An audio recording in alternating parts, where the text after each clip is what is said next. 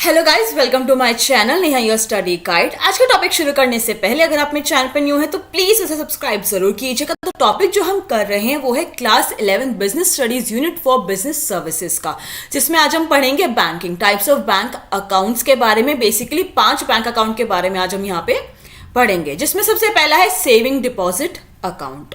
This type of bank account encourages the small savings of house hold. जो house hold होते हैं जो अपने इनकम का छोटा छोटा पार्ट सेव करना चाहते हैं, स्मॉल सेविंग्स में जो है करना चाहते हैं, उनके लिए होता है saving deposit account. The deposits in this account are made by the person who wish to save a little out of their incomes. ये डिपॉजिट अकाउंट यूजुअली उन लोगों के लिए बनाया गया है जो कि छोटी छोटी सेविंग्स में बिलीव रखते हैं कि अपने इनकम का छोटा छोटा पार्ट जो है हमें हमारे फ्यूचर के लिए सेव करके रखना चाहिए, इमरजेंसी के लिए सेव करके जो है रखना चाहिए। उनके लिए होता है saving deposit account. Saving deposit account में जो है ट्रांजेक्शन ज्यादा नहीं होती हैं।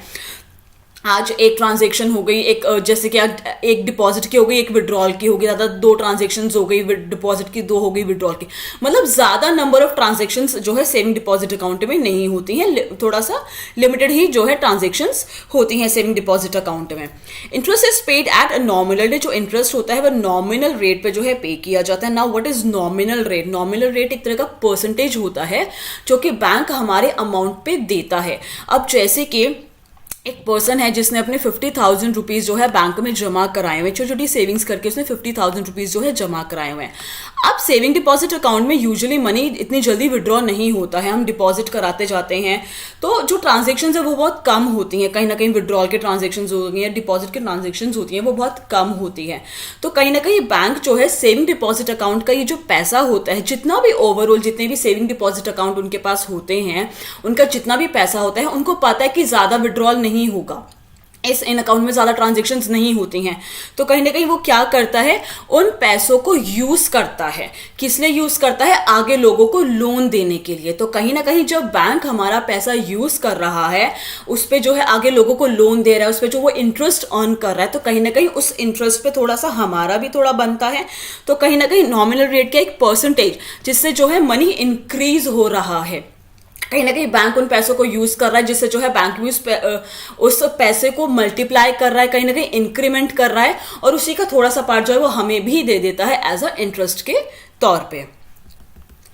The rate of interest is less than that of fix deposit account. जो रेट ऑफ इंटरेस्ट होता है इस अकाउंट का, वो कंपैरिजन अगर हम लोग फिक्स डिपॉजिट अकाउंट से कंपेयर करें, जिसे हम एफडी अकाउंट भी कहते हैं, उसके कंपैरिजन में सेविंग डिपॉजिट अकाउंट का रेट ऑफ इंटरेस्ट होता है वो थोड़ा कम होता है। जैसे कि सेविंग डिपॉजिट अकाउंट पे जर्नली जो रेट ऑफ इंटरेस्ट होता है वो 3% 4% होता है, लेकिन जो फिक्स डिपॉजिट अकाउंट होते हैं उस पर 6% या 7% जर्नली होता है। डिपेंड करता है करंटली में क्या रेट ऑफ इंटरेस्ट चल रहा है on saving deposit account and fix deposit account, but generally दोनों में डिफरेंस होता है। फिक्स डिपॉजिट अकाउंट का जो इंटरेस्ट रेट होता है वो हाई होता है as compare to saving deposit account.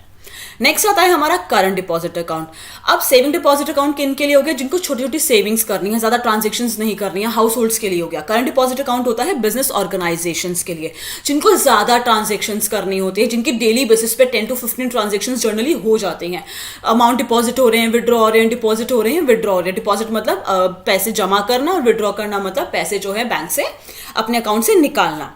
These deposit account are more suitable for business organizations के लिए ही जो है ये अकाउंट जो है बनाया गया है, जिससे वो नंबर ऑफ ट्रांजेक्शन ज्यादा कर सके। कोई लिमिटेशंस नहीं होती है यहाँ पे नंबर ऑफ ट्रांजेक्शन्स करने के। In this account, a depositor can deposit money any number of time। जितना मर्जी चाहे, जितनी बार चाहे वो जो है इस अकाउंट में पैसे जमा करा सकता है, और विड्रॉ भी एज एंड व्हेन रिक्वायर, और जितनी मर्जी बार चाहे वो पैसे जो है विड्रॉ मतलब बैंक से अपने अकाउंट से निकाल सकता है। No interest is paid on these account. Generally इस डिपॉजिट अकाउंट पे इंटरेस्ट नहीं पे किया जाता, क्योंकि ट्रांजेक्शन इतनी ज्यादा होती हैं, पैसे आ रहे हैं तुरंत ही विड्रॉ हो रहे हैं, इतने सारे चेक्स जो है बिजनेस जो है देता है, तो जैसे ही पैसे डिपॉजिट होते हैं, चेक लग जाते हैं, पैसे निकल जाते हैं, तो कहीं ना कहीं जो अमाउंट होती है, जो पैसे होते हैं वो ज्यादा अकाउंट में रहते ही नहीं है, वो तभी विड्रॉ हो जाते हैं, डिपॉजिट हो रहा है, विड्रॉ हो रहा है, तो कहीं ना कहीं इंटरेस्ट जो है इन अकाउंट पे नहीं किया जाता है। रादर द बैंक में चार्ज सम सर्विस चार्ज। और कुछ बैंक जो है करंट डिपॉजिट अकाउंट में जो ट्रांजेक्शन्स होती हैं, कुछ जैसे कि आरटीजीएस वगैरह होती हैं, उन पे जो है सर्विस चार्जेस भी चार्ज करती है। अब ये आरटीजीएस क्या होता है वो हम आगे ही इस चैप्टर में पढ़ेंगे। नेक्स्ट आता है हमारा रिकरिंग डिपॉजिट अकाउंट। अब ये डिपॉजिट अकाउंट जनरली जैसे कि गवर्नमेंट की कोई स्कीम होती है या बैंक की कोई स्कीम्स होती हैं, जैसे कि जनरली आपने सुना होगा कि आपको 5 साल तक या कुछ भी कोई भी स्पेसिफिक ईयर्स जो है मेंशन किया जाता है स्कीम में कि आपको 5 साल तक हर महीने या फिर 1 साल में एक बार या हर महीने, मतलब डिपेंड करता है स्कीम पे कि आपको इतने रुपए, फॉर से कि यहाँ पे एक स्कीम है कि 5 साल तक आपको जो है 1000 रुपीज़ जो है जमा कराने हैं, उसके बाद आपको वो पैसा छोड़ देना है। आफ्टर 10 ईयर्स जो है आपके इसके पैसे जो है आपको जो है इसकी जो अमाउंट जितनी भी आपने सबमिट किया उससे जो है इंक्रीमेंट मिलके जो है वो अमाउंट आपको रिसीव होगी। तो यहाँ पे क्या हो रहा है, इस अकाउंट में क्या हो रहा है, जो डिपॉजिटर है वो अपने अकाउंट में एक फिक्स्ड अमाउंट ऑफ मनी, जैसे कि यहाँ पे 100 हमें 1000 जो हमें एक एग्जांपल लेके चल रहे हैं कि फिक्स्ड अमाउंट है, यहाँ पे एक अमाउंट जो है फिक्स हो गई है ऑन एन एन्युटी बेसिस, या तो एनुअल बेसिस पे या फिर मंथली बेसिस पे फिक्स पीरियड के लिए आपको जमा करानी है। मतलब यहाँ पे टाइम पीरियड भी फिक्स है और अमाउंट भी फिक्स है, और आपको जो है उसी के अकॉर्डिंग हर बार जो है अपने अकाउंट में, मतलब जैसे कि 5 साल तक हर साल में एक बार आपको 1000 रुपए जो है 5 साल तक आपको अपने अकाउंट में जमा कराने हैं। ऐसे कोई भी एग्जांपल हो सकता है, कोई भी स्कीम हो सकती है। तो थिंग इज कि यहाँ पे जो है अमाउंट भी फिक्स है और टाइम पीरियड भी फिक्स है, और आपको जो है उसके अकॉर्डिंग जो अपने अकाउंट में जो है पैसे डिपॉजिट कराने हैं। This money can not be withdrawn before the expiry of that fix term accept in special circumstances. इस जो स्कीम्स टाइप होते हैं, जो ये अकाउंट होते हैं, इनमें जो है जनरली जो टाइम पीरियड फिक्स कर दिया गया कि मतलब जैसे कि यहाँ पे हम एग्जांपल लेके चल रहे थे कि 10 ईयर के बाद ही आपको इसके पैसे मिलेंगे। तो कहीं ना कहीं अगर कोई स्पेशल सर्कमस्टांस आ गई है, कोई इमरजेंसी आ गई है, तो कहीं ना कहीं अगर उसमें कोई टर्म्स एंड कंडीशन लिखी हुई है कि जब आप जो है अपना ये अकाउंट ओपन करा रहे हो, स्कीम यूज कर रहे हो, जब यहाँ पे टर्म्स एंड कंडीशन में अगर मेंशन किया गया है कि अगर कोई स्पेशल सर्कमस्टांस आती है तो आपको आपके पैसे वापस दे दिए जाएंगे, जो भी उनके टर्म्स एंड कंडीशन होगी उसके हिसाब से।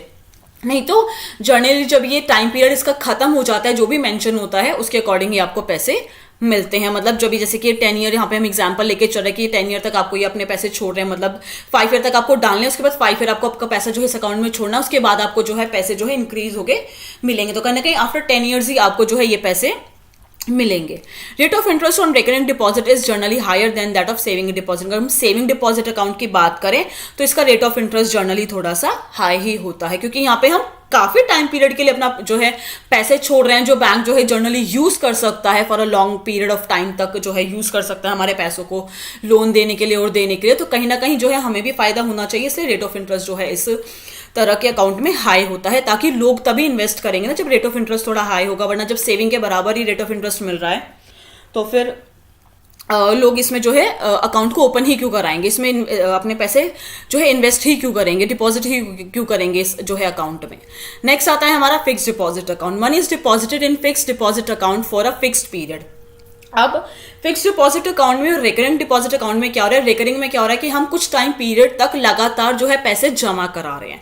लेकिन फिक्स डिपॉजिट अकाउंट में क्या होता है कि एक लमसम अमाउंट लगे, से कि मेरे अकाउंट में 50,000 रुपए पड़े थे, ठीक है, अभी ये मैं यूज नहीं करना चाहती, मेरे अकाउंट में अभी मेरा इसका कोई यूसेज नहीं है। तो अब देखो सेविंग अकाउंट पे तो इस पर रेट ऑफ इंटरेस्ट कम मिलेगा, इसको 50,000 को ऐसे नॉर्मल सेविंग डिपॉजिट अकाउंट में रखे तो इतना रेट ऑफ इंटरेस्ट मुझे नहीं मिलेगा, ये पैसे भी मेरे काम के है भी नहीं, मुझे कहीं पर यूज करने भी नहीं है। तो मैं क्या करूंगी, इन लमसम अमाउंट को एक फिक्स टाइम पीरियड के लिए, फॉर कि 1 ईयर के लिए या फिर 2, डिपेंड ऑन मी, यहाँ पे आपके ऊपर जो है डिपेंड कर रहा है डिपॉजिटर के ऊपर कि भाई वो कितने टाइम पीरियड के लिए, 1 ईयर के लिए, 2 ईयर के लिए, 3 ईयर के लिए, 5 ईयर के लिए जो है अपने इन पैसों को लमसम अमाउंट एक ही बारे में आपको जो है सारे पैसे जो है सब डिपॉजिट कराने पड़ेंगे अपने इस अकाउंट में। कि मतलब लमसम में 50,000 रुपए की जो है एफडी कराना चाहती हूँ 2 साल के लिए, तो क्या हो गया, 2 साल के लिए ये मेरे पैसे जो है फिक्स हो गए, मतलब कहीं ना कहीं फ्रीज हो गए हैं बैंक के पास। अब 2 साल के बाद ही जो है मुझे ये पैसे जो मेरे 50,000 है प्लस जो मेरा रेट ऑफ इंटरेस्ट होगा उसके अकॉर्डिंग जो है मुझे मेरे पैसे मिलेंगे। अगर बाय चांस कि अगर आपको 50,000 की जरूरत 2 साल के बीच में पड़ जाती है तो आपको ये पैसे मिल जाएंगे, बट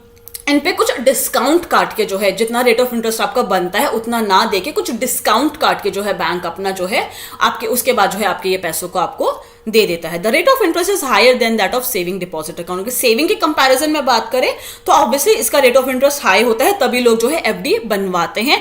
नहीं तो सेविंग डिपॉजिट अकाउंट में उनका पैसा पड़ा है, क्या दिक्कत है, उसको एफडी में क्यों कन्वर्ट कराते हैं, क्योंकि उसका रेट ऑफ इंटरेस्ट थोड़ा हाई होता है। The longer is the period of deposit the higher will be the rate of interest. जितना ज्यादा टाइम पीरियड के लिए आप पैसा रखोगे उतना ज्यादा जो है आपको फायदा होगा, उतना ही ज्यादा रेट ऑफ इंटरेस्ट आपको रिसीव होगा। The amount of deposit is repayable by the bank after the expiry of the fix term. Usually पैसे जो है तभी आपको मिलते हैं जब आपका जो फिक्स टर्म, जितने भी टाइम पीरियड के लिए आप अपनी एफडी बनवा रहे हो, 2 ईयर, 3 ईयर, 5 ईयर, उसके बाद ही जब वो एक्सपायर हो जाता है टाइम पीरियड, उसके बाद ही जो है आपको आपका जो अमाउंट आपने डिपॉजिट किया प्लस आपका जो इंटरेस्ट बनता है आपके अमाउंट के ऊपर, वो आपको मिलता है। If the depositor need this money before the specified fixed period, then bank can refund the money deposited after charging some discount। कुछ डिस्काउंट के पैसे काट के जो है आपको आपके बैंक जो है वो आपका पैसा जो बनता है, जितना भी रेट ऑफ इंटरेस्ट उस टाइम पीरियड तक बनता है, और जो आपका जो है 50,000, हम यहाँ पे एग्जांपल लेके चले, जो भी आपका डिपॉजिटेड अमाउंट है प्लस जो आपका रेट ऑफ इंटरेस्ट बनता है, उसमें कुछ डिस्काउंट कट करके जो है बैंक आपको आपका वापस दे देता है, अगर कोई इमरजेंसी केस में या कोई स्पेशल सर्कमस्टांस के केस में अगर आपको आपके वो पैसों की जरूरत पड़ जाती है तो। नेक्स्ट आता है हमारा multiple option deposit account. Multiple option deposit account is a combination of saving and fixed account. ये क्या होता है? सेविंग अकाउंट और फिक्स्ड डिपॉजिट अकाउंट का कॉम्बिनेशन होता है। कुछ स्पेसिफिक ऑप्शंस होते हैं जो डिपॉजिटर को यहाँ पे मिल रहे हैं। अब क्या स्पेसिफिक ऑप्शंस है वो भी देख लेते हैं, क्या फायदा है ऐसे अकाउंट का। It is a type of saving deposit account in which the amount of deposit is excess of a particular limit gets automatically transferred to a fixed deposit account। अब एक एग्जाम्पल से समझते हैं कि फॉर से कि मैंने जो है मल्टीपल ये डिपॉजिट अकाउंट जो है अपना ओपन करा लिया है। अब मैंने यहाँ पे क्या करा, एक लिमिट बना ली है 1 लाख रुपए की। मैंने बैंक से कहा कि भाई एक लिमिट कर लिया मैंने 1 लाख रुपए की, जैसे ही 1 लाख से ऊपर मेरा पैसा जो है अकाउंट में जमा होगा, फॉर से कि 1 लाख रुपए मेरे ऑलरेडी बैंक में पड़े हुए थे, अब मेरे 20,000 रुपए और कहीं से आ गए हैं। ठीक है, किसी को चेक वेक दिया हुआ था, सम कुछ था, तो वो 20,000 रुपए मेरे आ गए। तो इसमें बैंक क्या करेगा, अब 1 लाख की लिमिट पूरी हो गई, ये तो टोटल 1,20,000 बन जाएगा। तो कहीं ना कहीं 1 लाख की लिमिट जब क्रॉस हो जाती है और जो एक्स्ट्रा पैसा है लिमिट से, उसको क्या करता है, एफडी में कन्वर्ट कर देता है, ताकि बैंक हो डिपॉजिटर को क्या हो, फायदा हो। इस पे तो जो रेट ऑफ इंटरेस्ट मिल रहा है सेविंग अकाउंटिंग मिल रहा है, लेकिन एफडी को में आप अभी हम पढ़ के कि एफडी में रेट ऑफ इंटरेस्ट थोड़ा हाई होता है, कहीं ना कहीं फायदा थोड़ा ज्यादा होता है। तो क्या करता है, जो भी एक्सेस में पैसा होता है लिमिट से ज्यादा जो एक्सेस में पैसा पड़ा होता है उसको ऑटोमेटिकली एफडी में कन्वर्ट कर देता है। And in case sufficient funds are not available in saving deposit account to honor a check is issued, the required amount gets automatically transferred from fixed deposit account to the saving deposit account। अब क्या इसमें दोनों फायदे हो, देखो saving भी रह रहा है और फिक्स भी रह रहा है। अब फॉर से कि 1 लाख रुपए मेरे पड़े थे, 20,000 एक्सेस थे, उसने 20,000 एफडी में कन्वर्ट कर दिया, मेरे अकाउंट में 1,20,000 रुपए का चेक पड़ गया। अब 1,20,000 रुपए का चेक पड़ गया, अकाउंट में तो 1 ही लाख रुपए है और 20,000 क्या है, एफडी में पड़े हैं। तो यहाँ पे बैंक क्या करता है, इस एफडी को तोड़ के ऑटोमेटिकली इसको मेरे सेविंग अकाउंट में कन्वर्ट करा के उसको 1,20,000 बना के मेरे चेक को क्या करेगा, पास करा देगा। उसे मतलब डिसऑनर नहीं होने देगा, उस चेक को वापस नहीं जाने देगा। क्या करेगा, जो भी एक्सेस में पैसा एफडी में कन्वर्ट किया हुआ है, अगर उसकी जरूरत पड़ रही है तो उसको सेविंग अकाउंट में कन्वर्ट करा के मेरा चेक जो है पास करा देगा। ये इस जो है अकाउंट के बेनिफिट्स है। क्या कर रहा है, एक्सेस में पैसा पड़ा तो उसे एफडी में कन्वर्ट करा रहा है, और जब उन एफडी के पैसों को जरूरत पड़ रही है तो ऑटोमेटिकली उनको सेविंग डिपॉजिट अकाउंट में जो है कन्वर्ट करके आपका चेक पास करा देगा। The account holder has two benefit from this account. She can earn more interest and it will lower the risk of dishonoring a check। दो फायदे यहाँ पे हो रहे हैं अकाउंट होल्डर को, क्या, एक तो ज्यादा रेट ऑफ इंटरेस्ट अर्न करने का चांस मिल रहा है, और सेकंड अगर ये एफडी कन्वर्ट करानी पड़ रही है सेविंग में तो कहीं ना कहीं अगर चेक लग रहा है तो डिसऑनर के चांसेस भी कम हो जाते हैं। चेक डिसऑनर का मतलब होता है चेक का वापस चले जाना, चेक का पास ना होना। जो मतलब बैंक में चेक लगते हैं वो पास किए जाते हैं, मतलब उनकी अमाउंट उनको दे दी जाती है जिसका भी चेक होता है, तो मतलब वो वापस नहीं किया जाता, उसे डिसऑनर कहते हैं। डिसऑनर नहीं किया जाता चेक को, उसे जो है पास कर दिया जाता है, और रेट ऑफ इंटरेस्ट भी जो है यहाँ पे थोड़े से extra high charges, rate of interest भी जो है ज्यादा अर्न करने के चांसेस मिल जाते हैं जब एक्सेस जो है एफडी में कन्वर्ट हो जाता है, excess amount. It is also called multiple option deposit scheme, इसे जो है मल्टीपल ऑप्शन डिपॉजिट स्कीम भी कहा जाता है। आई होप बस कि आपको पांचों अकाउंट्स जो है क्लियर हो गए होंगे। सेविंग डिपॉजिट अकाउंट जो कि हाउस होल्ड्स के लिए होते हैं, जो कि नॉमिनल रेट पे जो है इंटरेस्ट यहाँ पे किया जाता है। करंट डिपॉजिट अकाउंट जो बिजनेस ऑर्गेनाइजेशंस के लिए होता है, नंबर ऑफ ट्रांजेक्शंस पे कोई लिमिट नहीं होती है और इंटरेस्ट रेट पे नहीं किया जाता है। Recurring deposit account fixed amount of money submit करनी है फिक्स पीरियड के लिए, और जब आपको पैसा विड्रॉ करना है तो वो भी फिक्स टर्म के बाद ही मिलता है। सिर्फ एक स्पेशल सर्कमस्टांसेस को कुछ छोड़ के, और रेट ऑफ इंटरेस्ट जो है हाई होता है as compare to saving deposit account. FD में लमसम अमाउंट आप सबमिट जो है डिपॉजिट कर रहे हो कुछ फिक्स टाइम पीरियड के लिए। जब फिक्स टाइम पीरियड खत्म हो जाएगा तभी आपको आपका पैसा मिलेगा। अगर बाई चांस आपको आपका पैसा चाहिए तो डिस्काउंट कट करके जो है बैंक आपको आपका पैसा वापस दे देगा। और रेट ऑफ इंटरेस्ट भी जो है हाई होगा as compare to saving deposit account.